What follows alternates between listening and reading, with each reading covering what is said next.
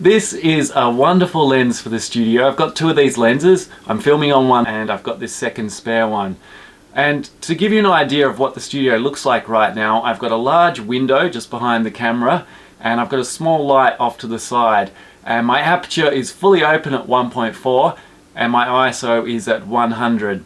There's not a lot of light in the studio right now, and yet this lens is coping magnificently. A man walks into a hotel. Who is he meeting?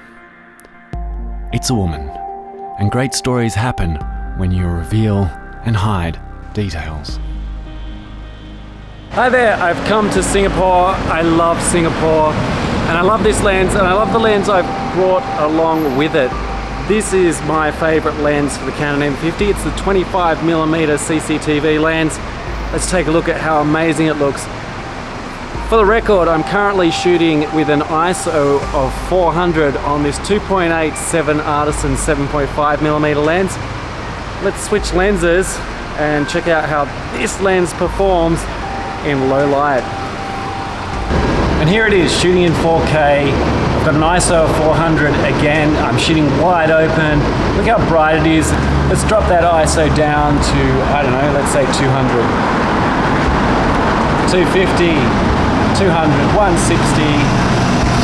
Just shooting with an ISO of 100, and it's pretty similar to the 7.5mm 7 Artisans, open at 2.8.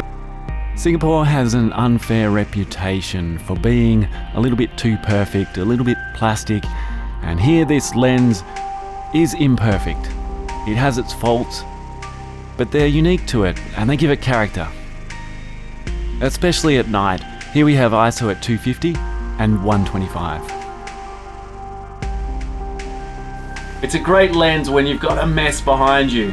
Let me create a bit of a mess behind me right now and you'll see that the blur just makes it all disappear.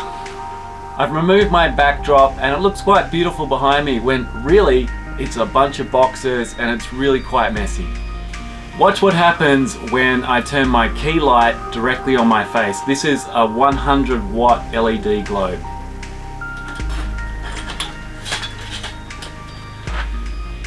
You can see with this aperture set at 1.4, I'm completely blown out. I'm in Arab Street in Singapore and I love it. It's amazing, this part of Singapore. It's very real. On the flight to Singapore I watched a movie, I watched A Star Is Born. I think I can recreate some of the music, some of the scenes from A Star Is Born. I noticed the lens in that film. It was really similar to this lens. The edges were a little bit blurry.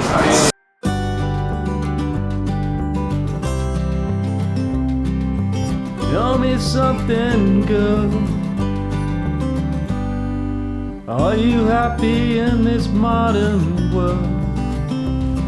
Or do you need more? Is there something else you're searching for?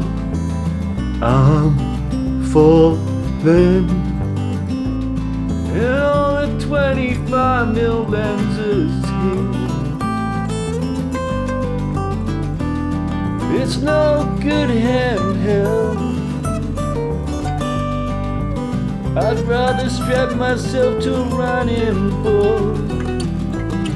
I'm falling in love with this lens. It's the best in the world, 'cause it's got me in focus between the eyes right here, but my ears still blurry. I'm lying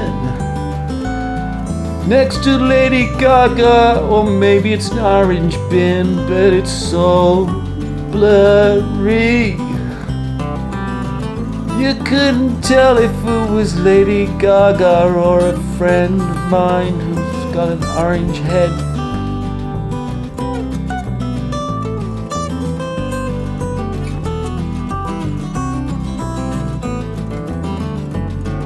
To use this lens on the Canon M50, you're going to need a mounting adapter. This turns the C mount into an EOS M mount. When you purchase the lens, it comes with a small adapter. You can use this for macro shots. It's fantastic.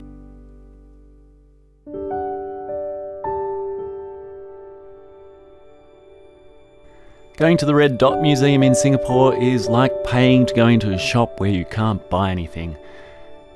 Entry fee is around 12 Singapore dollars, which means for the price of 2 people to go into this museum, you can get one of these lenses. They're only about $30 on eBay.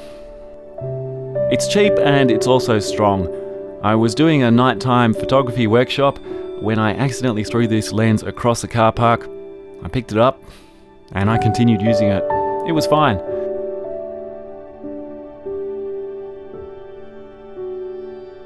Up until now, I've been using Canon's automatic white balance. It makes the image kind of orange, but you can switch it over. Here I've got around 2500 Kelvin. Notice the difference between this and the Canon automatic white balance. For me, I quite like the auto balance with Canon. For me, the orange represents nighttime now, but it is good to shake it up occasionally. When shooting at night, I expose manually. I don't trust Canon's auto exposure.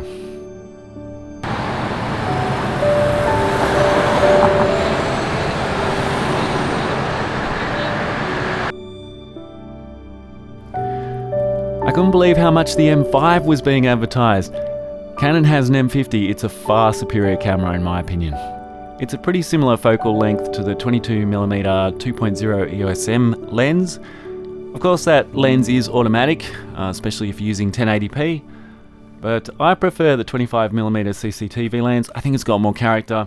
I haven't purchased the 22mm EOS M lens, so I can't really compare it, but having this lens, the 25mm lens, makes me think, yeah, look, I don't want the Canon 22mm. Welcome back to Western Australia, and I just saw a comment on my channel about the 7.5mm 7 Artisans lens and that it is a bit soft. So I thought I'd take this opportunity to close down the aperture on this lens, because the entire time I was in Singapore, I think I had it fully open. And it is a great lens. It is really sharp when you shut down that aperture a bit. Here's the shot straight out of camera. Look how clear the surfer is. And look how clear the post is. This is zoomed in at 300%. We'll do the same here. Again, we're zoomed in at 300%.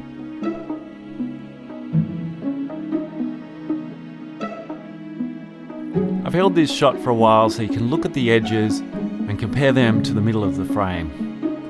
Again, in the center, zoomed at 300%, we can see a lot of detail.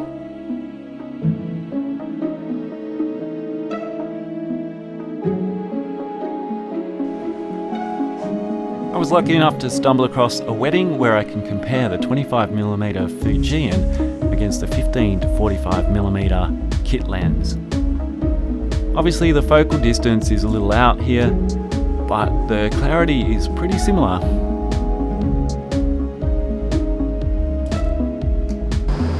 How do you think this kit lens compares with the 25mm?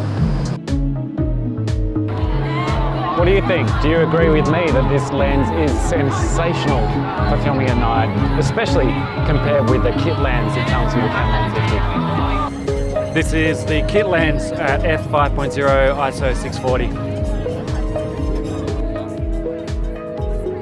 For me, there's no comparison. This lens is just so fantastic at night, and it was really strange to fly into Perth from Singapore and go to the Perth noodle market. It's a great lens when it's fully open at 1.4.